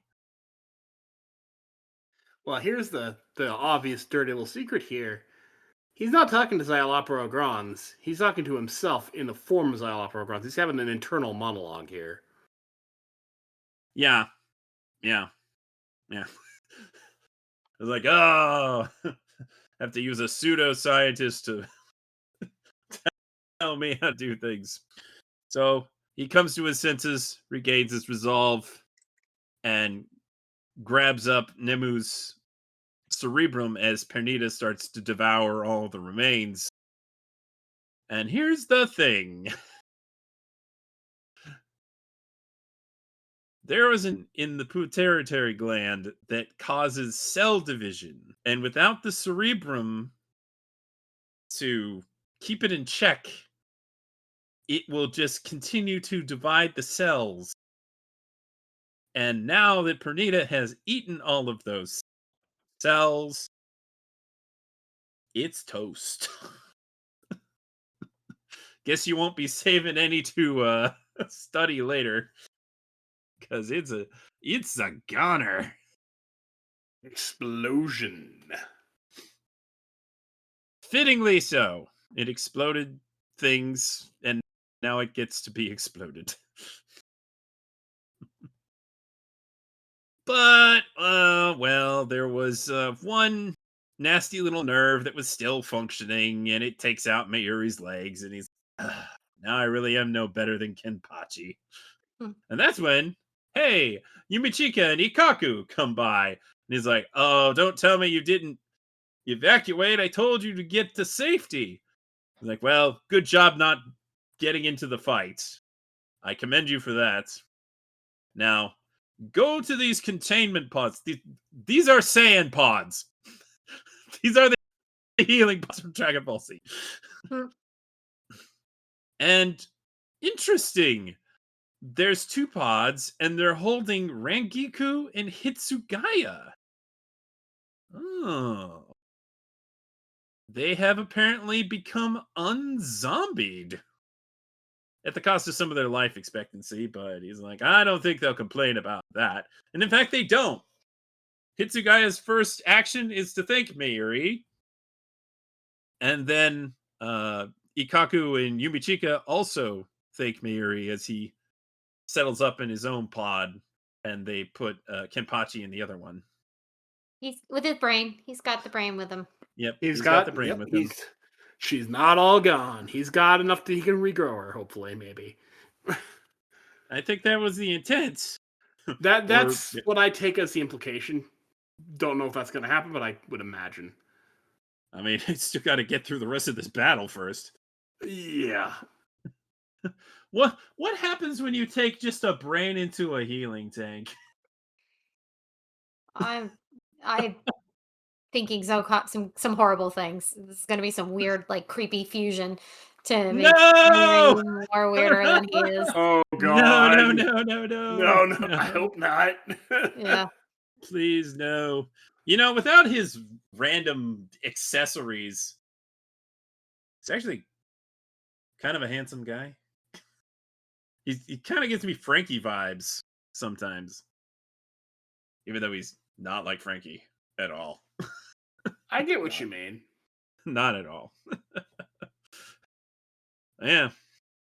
He does muse that he's finally surpassed Mr. Hattenclogs. It's like, I can't quite imagine the face that you'll make when you see how far I've surpassed you. As he drifts off, thinking about how he and Nemu will show him one day. And you see a figure of Nemu. Isn't that nice? That's nice. And they're de-zombified! Thank goodness! I was so mad about them being zombies. Yeah, I was upset about that too. I'm glad that they're okay. They were zombied and then they were double zombied. It's like, you better fix them. You're not taking out Hitsugaya and Rangiku like that. No way. That's not alright. That's not alright. Speaking of zombies, Gigi's still got hers. She's got the Bambis to help fight against the soldats that are guarding Yuabaha. Along with Liloto, who's just eating them. And Bazby rolls up on Gesundheit. He was like, what do you think you're doing? He's like, what you should be asking, how am I still alive? Good question. Sure, man literally too angry to die. Also, where did all these other Quincy's come from? All these little soldiers. The soldats are just I want to say like extensions of Yuabaha. I mean, they got the eyes now too. Okay. So I don't think they have thought. I don't think they have autonomy really. They're just mindless foot soldiers with no personality. At least that's what I think. I might be wrong. But yeah. Why'd you bring these guys and not some of those other perfectly healthy, fairly strong Quincy's that could be helping you out? But no, now they're going to be fighting you. which is admittedly more interesting. We need somebody to help tip the scales here. We need that. We need that. But yeah, oh man. Was not expecting that from Kuratsuchi. Was not expecting that. I don't think It anybody was was. proud dad moment. You love to Sad see dad it. moment. He actually cared. Probably. I would say so in his own creepy little way. Like, it adds some depth to a character who before I'd seen this episode the first time, I basically hated this character. Seeing this kind of made me not hate him as much. Yeah. It gave him a much needed extra layer. Agreed. Well, how's that for a win, Kuro? Yeah, that was great. And I hope this one sticks too. I can't imagine you can come back from your cells rapidly mutating and exploding. So they are Quincy, so who the fuck knows? But I'm gonna stick with this. This was actually a win, and I'm gonna enjoy it until next week when someone loses. um, I Next week's gonna actually be really enjoyed this. interesting. I actually really enjoyed this episode because it's really funny to see Mayuri pivot and react to things. He's just such a quirky character, and to see this other side of him with Nemu, because he's usually very dismissive of her, but he keeps her close, and you can tell, like, you really could see this layer of care he had beyond just, I invested a lot of time in this project. He did not want her to die, and I appreciate him saving her brain. That was double layered because he knew if he took the brain out, the trap would trigger. He's I think Mayuri is a deeper well than we realize. It's probably, I'm not gonna compare it to, the level of affection you'll see other characters have for each other, but that's probably we'll see him show anything affection adjacent, and it did make for an interesting episode. I also just appreciate how you see him in real time reacting and being, demonstrating his intelligence, and how he was able to determine Pernita's learning and what Pernita's abilities were and how he could best respond to them. You're going to get a good fight if it's Mayuri, because he would only come out for the weirdest of them. And he sure picked the weirdest. So I hope everybody heals. I hope everybody heals with their limbs back, because I'm really getting tired of the limb loss here. It's grossing me out. It's making it really hard for me to watch. I'm struggling with it. They just do it so casually. They just like rip them off. I'm like, can we not? Can we stop doing this, anime? Really? Can we just stop doing this? But they just as casually regrow limbs. Yeah. Let's just not. How about that? How about we do all that without the whole ripping the arms off? I feel like that can work. I think they can make it work. Yeah, it was nice to have an episode, 2 episodes that I could actually enjoy of seemingly victorious endings. I am still not at all convinced that either of these are permanent or either of these moments will turn back on them. I'm completely convinced that the next episode we're going to see something terrible. But I'm going to just enjoy this little moment before it all blows up in my face again. I mean, it is the left arm of the Soul King. It's probably some BS that could bring it back. There's something interesting here too about this that they just touched on briefly. The element of the 2 arms of the Soul King manifesting in different ways, like what their actual function is, and what them choosing different sides, more or less, and how that all plays into this larger narrative. Like, what even is the Soul King? We're still not really clear on that, and how the arms got separated. I find that bit of lore quite fascinating, and I would love to see that explored a bit more. It doesn't sound like they're actually going to explain any of this, but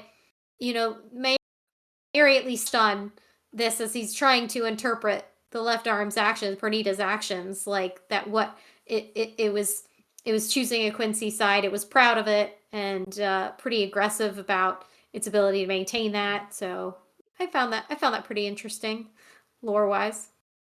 Yeah. I think maybe they heard me, like when they wrote this just for me. They wrote this entire episode just for me. Like, oh, Kuro's getting sick of this. We got to do something to bring her back in.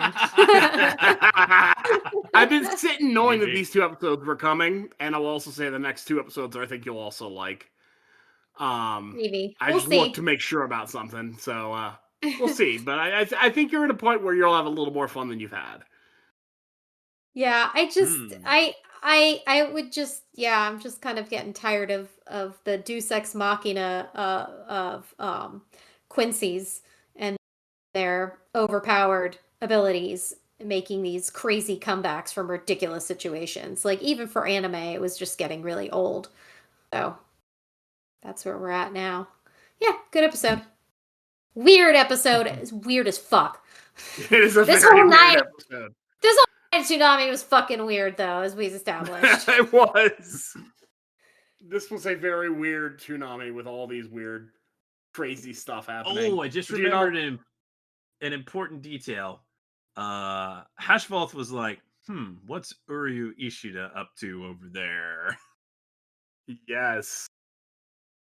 Yeah, he Eh. sent some soldats to go and examine, to go Yeah, keep an but eye on that's him. that's when Bazby showed up. But That's he, when Betty yeah, was I like, you mean, shouldn't be worried about him. You he was always mistrustful of him, so that doesn't surprise me. Though I'm not. It's not like we're seeing any reason for Urio to be. He's not behaving in any way that's outwardly indicative. He's attacking his own friends, so I'm not really sure where those misgivings come from. But I guess they had to write that in to set up the larger plot of Urio doing this all so he could kill the Soul King, which he's made impossible because he protected him. Like, oh, I'm sorry, I'm just so mad about that. He went about this the worst way possible. Yep. Not a good plan. Nope. No, Is not Uryu really. known for having good plans? Not really. No, not really. He's a very passionate soul who acts first and thinks later. Kind of like Ichigo. Yeah, it's two sides to the But same. not as cool. Steven, what'd you think of this episode of Bleach? Yeah, I mean, I don't know what's going on. Some giant baby's eating a hand. I mean, do Would you we call that really a need to see handwich? that? Oh, gross. Hey, It's It just was finger it was food. certainly hand. Yeah, I mean, like I said before, it's fun watching it, but I don't know what's going on in the story. I'd like to say that Mayuri did like his assistant, and he cared enough, but he didn't want to show he cared. Mhm. And so, but he still used her at the end of like, hey, I thought of you. I planned this whole thing out. And I'm like, yeah, I don't think you did, bud. I think you just like had that secondary thing in there just in case, but you didn't plan out having this whole thing. But I mean, I How think do he you- cared about her. How do you plan on any of this? You can't. I mean, hey, sometimes you can plan on. I think he just had a fail safe in it just in case something stupid like this would happen. Not with the giant hand, killing things and other things like that, but the hand evolving is kind of a cool thing because you could see that it started out almost like Spear from Primal, and now it's speaking almost like those aristocratic gentlemen from Primal from the second season. Um, it's cool that it's kind of even. I do want to see like where does it go from here. But hey, do whatever you have to do to get this plot moving. It's kind of stagnant sometimes, but man, the fights are good. Then how did he bring all those guys in pods up? I mean, I know you're like Mayuri and you could do that, Technology. but like technology, you're looking and I don't know. It's kind of like when every time that I seen the people in Naruto start having like computers and monitors, and like I thought you guys are living in some like you know 70 village or something, but all of a sudden you have computers and like all this other stuff, and it's like I don't get what's going on with the technology, the like blend and stuff. But this guy's got like some super science that he's pulling up, like tubes and everything. But I don't know what's going on with him. He's out there, man. But it's some good stuff to watch. Mm-hmm. Yeah. There was something. What was I thinking? Thought fell out of my head. Oh, right. With the pods. Like he directed them to where the pods were, but like if he brought them with them, like wouldn't they know already? What's the deal with the pods? I just Right? imagine like Because the Mega Man X capsules where Doctor Light just throws a capsule up through the ground. it's a capsule core. Ah, yes. Yeah. Yeah. Weird with the pods. But yay, they're not zombies anymore. Hooray! Good. Good. All right, Paul, what are your thoughts? Well, let's see. To leave off where I was at, poor baby Zanpakuto.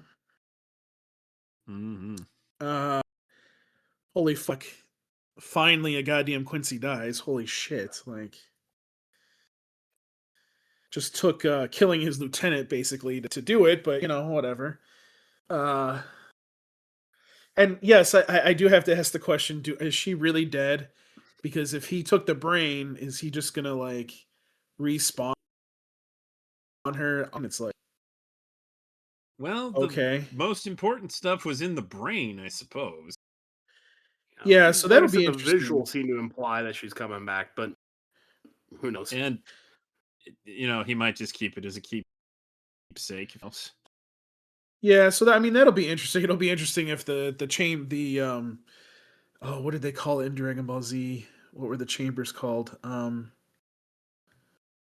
Laser, help me out here. You're talking about the Wasn't- healing? Are you talking about the healing capsules? Yeah, Yeah, were they the weren't they? Wasn't healing. there like a bigger name that I don't remember? Whatever. Not to my knowledge. You're probably thinking of No. the hyperbolic time chamber, which is a time Oh realm. yeah, But no, that's no, I wasn't thinking that, but yeah, I thought it was a deeper name. Oh well, I was trying to Just be. call it the no, it's healing just pod. the Get in the healing. pod.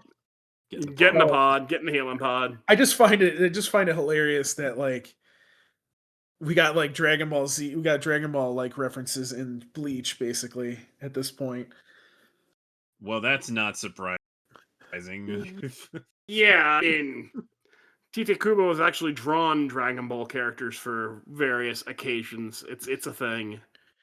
So He's very familiar with Dragon Ball. it was nice to see a softer side of him.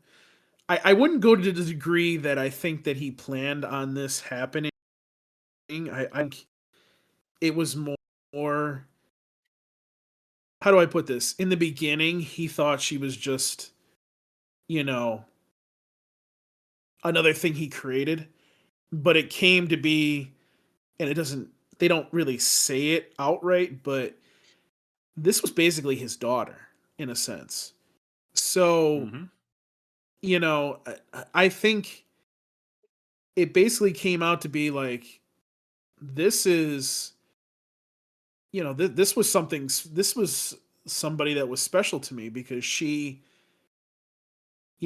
as he says in this episode, or I shouldn't say he says, his assistant there says, um, something about his assistant quoted him and said, the greatest thing that you can do is create life, something along those lines. And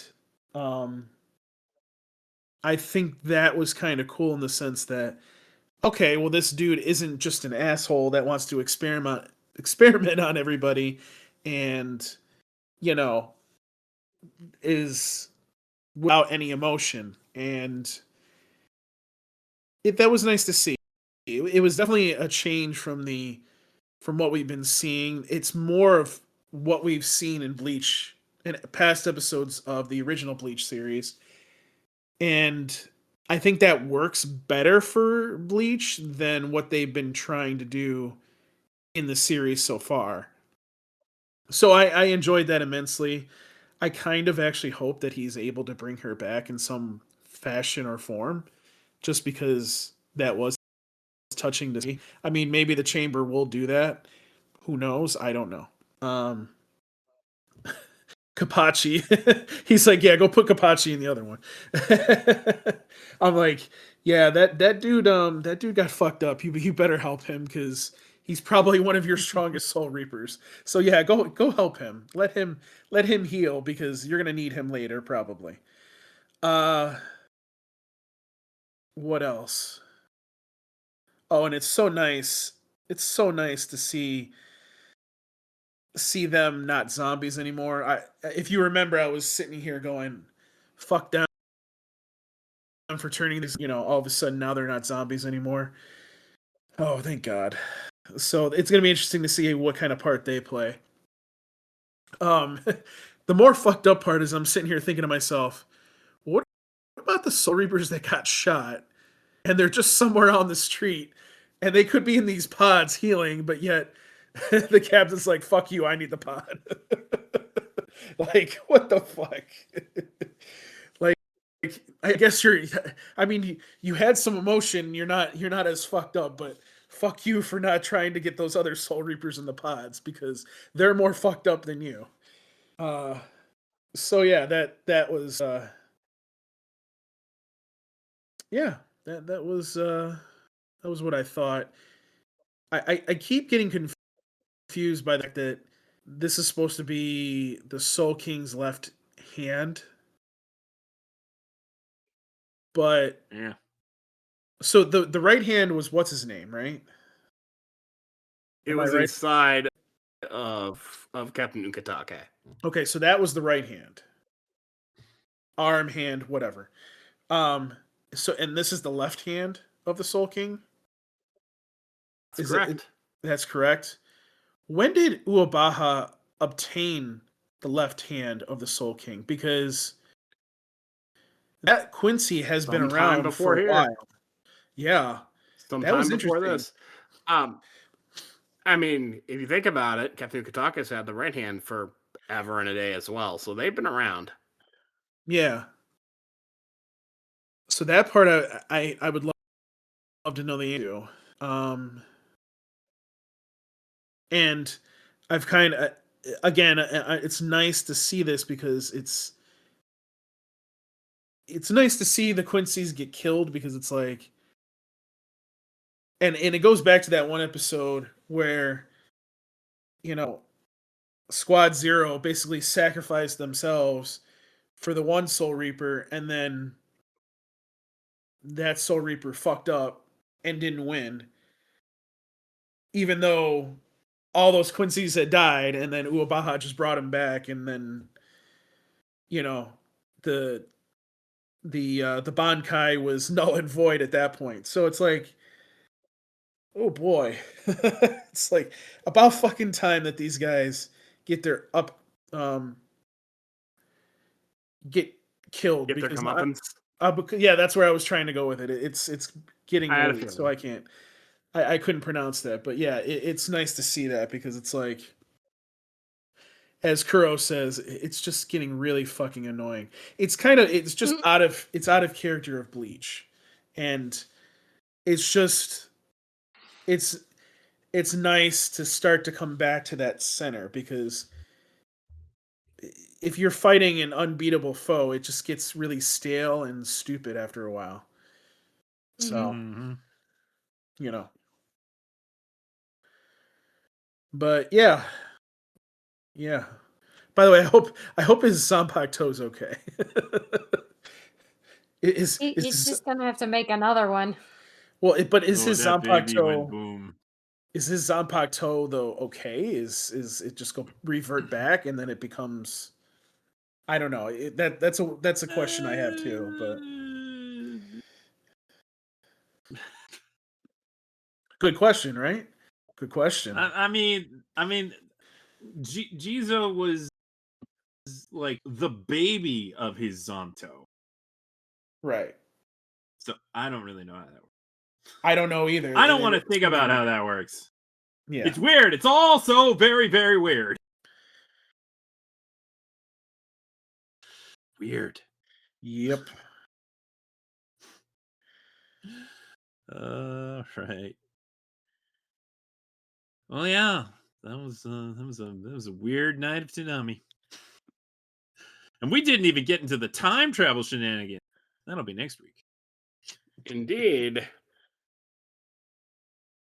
All right. You can email us at podcast@toonamifaithful.com. You can follow us on facebook.com/toonamifaithful podcast and on Twitter @toonami podcast.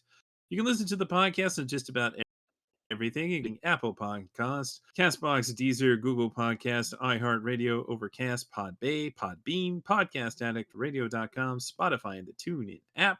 And you can find every episode of the podcast to stream online at the same place they found the encrypted clinical trials on Lazarus. SoundCloud.com/Toonami Faithful Podcast.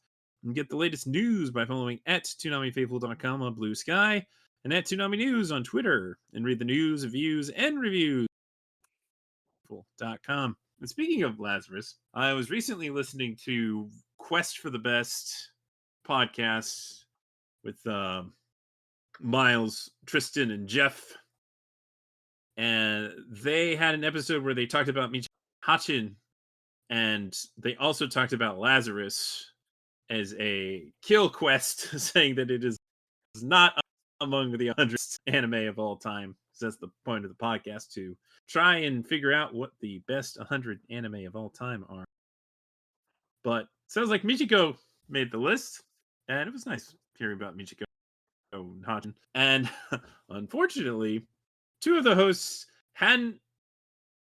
Okay, one of them hadn't seen Lazarus at all. The other had seen all but the last 3 episodes, and one of them had seen all of it.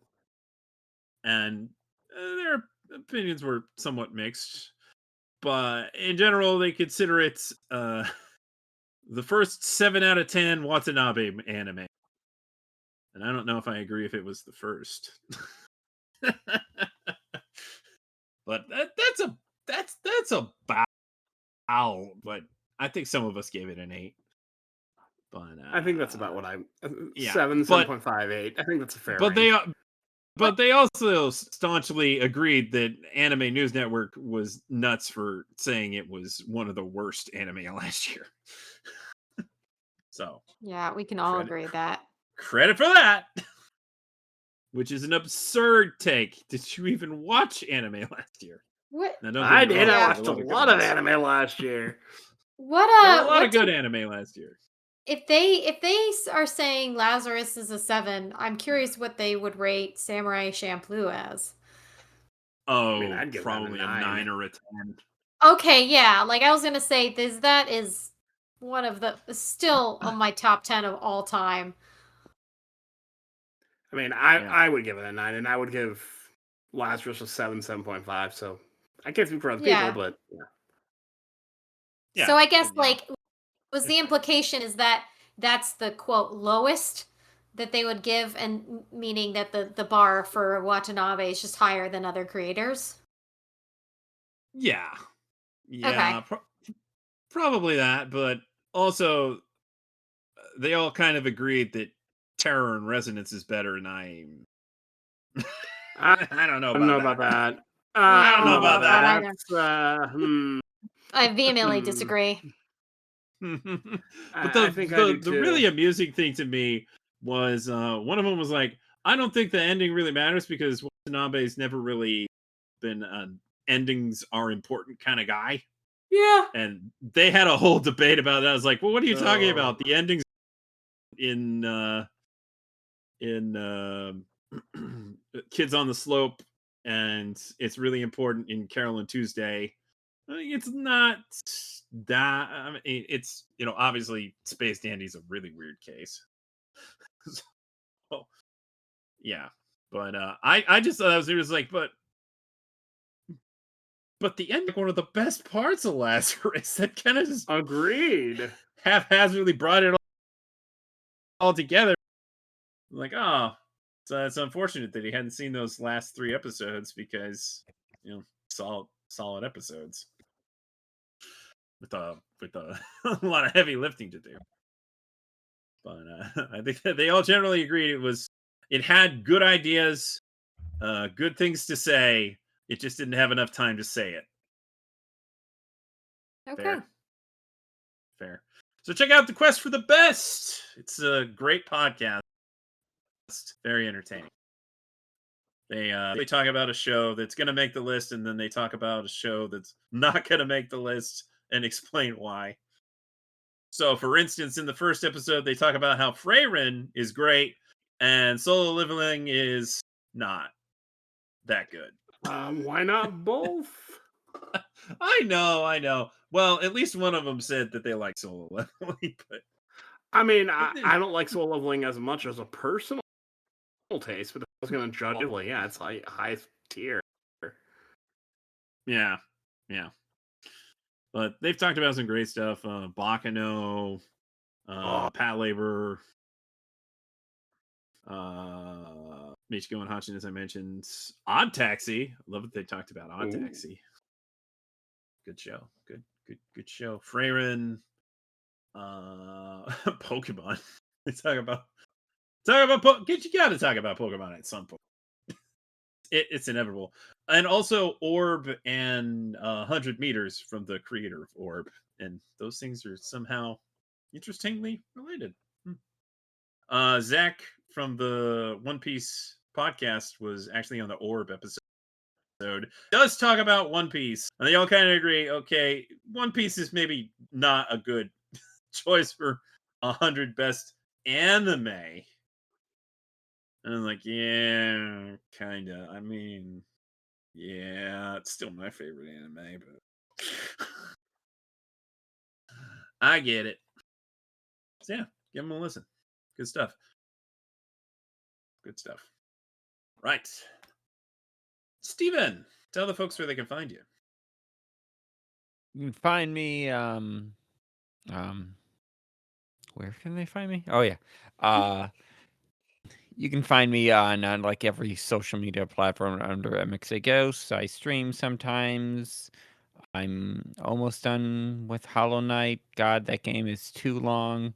Aside from that, yeah, if you want to find me, you can. Otherwise, I'm making memes and jokes on and sometimes on Toonami Faithful. I believe you just said a game is too long. Like my favorite thing about a good game is it being long. I want to spend like months playing a game. No, yeah, the same with me. I mean, I would rather play a long game and everything else, but man, Hollow Knight is not that it's long; it is like obtuse, and it's like you're just hitting your I head all gotcha. like every 15 minutes, just trying to figure out where to go, where it doesn't tell you anything, and it's like, that. I gotcha. Yeah. IGN reported Mamoru Oshii, the director of the legendary anime movie Ghost of the Shell, has said he has played Fallout 4 for 10,000 hours while avoiding the main quest. And Steven said he did the same, but not for 10,000 hours. Nope. Not 10,000, but I avoided that ending, and I still have not beaten that game because I avoided that ending because I do not like the way that game ends by forcing you to have every single. You have to basically pick a faction that you want to go with, and it's like, okay, that's it. I'm like, no, I made friends with all of them. I'm not going to make anyone else. The whole world's fine with me. I came off and deleted it, and I'm done. You made your own As ending. someone who doesn't because want it to end, I kind of understand that. Don't even add how often I've done that. Let's not talk about it. Yeah. Laser, tell the folks where they can find you. You can find me on Twitter at LaserKidPrime. You can find me on Blue Sky at LaserKid. And you can find me on my podcast, The Simul Dub Saints. I talk about a stupid amount of simuldubs with my co-host Archangel, who's been on here a couple times. We just put out an episode yelling at Crunchyroll. Gonna have to give them a listen. Because they've been bad. Me too. They've been very bad. We're not gonna get into it. Yes, they have. No. Price raising and all that. None of the two With things that, we talked about. raising yes. prices and making services. Oh, Yeah, I that's was gonna note great. there was a kind of an interesting thing.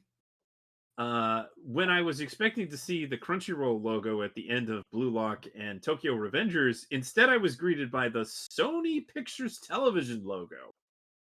Interesting. Yeah. I guess maybe they're just doing that now. I guess. Didn't see the Kadans on Tokyo Revenge, but it was on the Blue Lock. Along with Namco Pictures, which makes me laugh really hard because, wow, Bandai Namco Oh, Pictures. I remember Bandai Entertainment. Bandai I miss Namco Bandai Pictures. Entertainment. Bandai Namco Pictures produces both One Punch Man and Blue Lock. What do these things have in common? Mm, You'll find second out. seasons.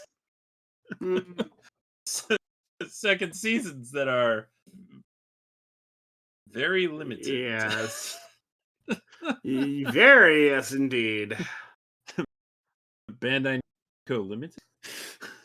Oh. Is that what the LLC stands for? Is that an LLC? I think it's an LLC. That sounds right. But yeah, it's Bandai Namco Filmworks. They put their money into other things for some inexplicable. Oh, yeah. I just thought that was interesting, and I wonder if maybe in the next batch of One Piece episodes we'll start seeing the Sony Pictures logo at the end of that too, instead of the Crunchyroll logo. Kind of some uniformity going on, maybe. I don't know. I don't know how Sony works. But on the other hand, maybe Toonami didn't talk to Crunchyroll and they just went straight to Sony. That'd be pretty funny. It could happen. I mean, Adult Swim's worked with Sony before on Robot Chicken and Boondocks and other stuff. So they got that connection. So it's actually not infeasible. But I'm still deal with Kodansha. Anybody else notice all the Coca-Cola World Cup commercials during Toonami? That's interesting. Not at all intentional. Yeah, but can they really cue Yeah. that up like that? I mean, they got to get the money where they can, so. Yeah. I don't know. Kuro, tell the folks where they can find you. Well, these days I'm playing a lot of Expedition 33, which is breaking my heart. They did not warn me about that. Which is good, I guess. Means I managed to successfully avoid spoilers, but holy crap, is it a beautiful game. Aside from that, you find me on Twitter and on Blue Sky. Just search for @HappyKuroKitty. That's me. I'm the only one. Me. Oh, where can they find you? Kuro is. Yeah. Yes. Well, I was about to fall asleep, so soon in my bed. Well, then let's wrap this thing up. That's what she said. So you can find me on Oh my X, God. Twitter, whatever the hell you want to call it. Even on Blue Sky. And you can email me, pubskrillo@toonamifaithful.com. And Sketch, where can they find you? You can find me on Twitter at Sketch1984. Also look me up on Sky84. I've been a bit more active on Blue Sky lately. Not much, but at least a little bit. And as I mentioned in the previous podcast, and now it's definitely out for those to listen to, I was on the most recent Toonami Squad podcast session where we talked about Rooster Fighter and Blue Lock and Tokyo Revengers, and also the seasons of Blue Exorcist and Mashal and some other stuff, Dragon Ball and Ghost in the Shell Yeah. related topics. It was a good time, good conversation. Check it out on their YouTube and your podcast feeds. All right then. Thank you all for listening, whether you tuned in live as we were recording it or you're listening to the podcast after the fact. We always appreciate your listenership. And until next time. Wait, I forgot. Please share the podcast with your friends if you think they would be interested. I think Oh, I forgot that. you need the sleep. I definitely do. Yes, please share the podcast with your friends if you think they'd be interested. We always appreciate your listenership. Can't say it enough. We're only here because you are listening. So thanks for that. But also us. I'm so tired. So tired. But next week we'll talk about Tokyo Revengers episode 2, the next episode of Primal, and the next episode of Blue Lock. Look forward to that. So until next time, get ready for a really awkward family reunion. So here's the fact. Games don't care about your feelings. This is the point we're at today. Winning the game is the point of playing. So let's say, hypothetically, you're a team player, but then you don't win. That's a real problem, gang. So lock off with that. Very nice.